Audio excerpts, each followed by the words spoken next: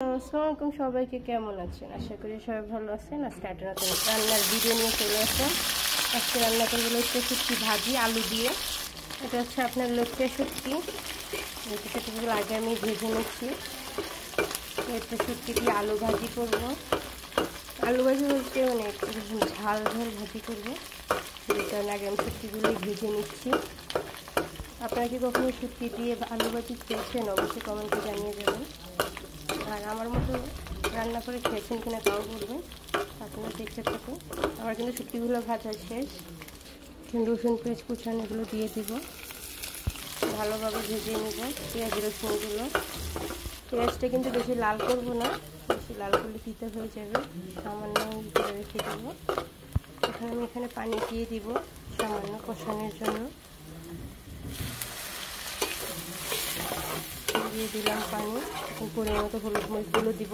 1 চামচ লবণ দিলাম, 1 চামচ হলুদ গুঁড়ো, মরিচ দিতেছি। এখানে আমি মোট 3 চামচ মরিচ গুঁড়ো দিলাম। এখানে মশলাটা ভালোভাবে কষাবো। আর আমি আলুগুলো এরকমভাবে কেটে নিচ্ছি, এরকমভাবে কেটে রান্না করব। আপনারা চাইলে এরকমও কাটতে পারেন, আবার আলু ভাজি এরকম কুচিয়ে কুচিয়ে করি এরকমও করতে পারেন। এখানে ভালোভাবে মশলাটা কষাই নিব। আর শুটকি ভাজির যদি ঝাল ঝাল না হয় খেতে ভালো লাগবে না। এটা ভালোভাবে কষাই নিব। একদম কম আছে, এটা কষাই নিচ্ছি ভালোভাবে। এখানে কিন্তু রসুন পেঁয়াজ দেখা যাচ্ছে। আপনারা কিন্তু বেশি রসুন পেঁয়াজ মানে লাল লাল করবেন না, বেশি লাল লাল করলে কিন্তু তিতা হয়ে যাবে। এখানে আমার এগুলো কষানো শেষ। এখন বাকি আলুগুলো দিয়ে দিব।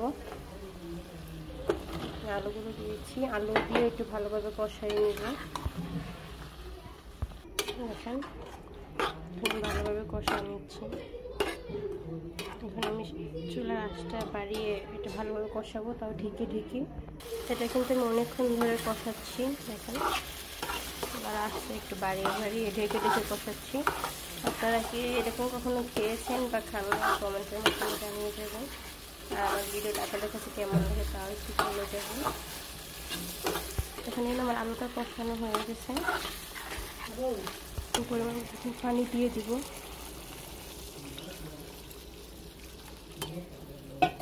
পরিমাণ মতো পানি দিয়ে দিলাম।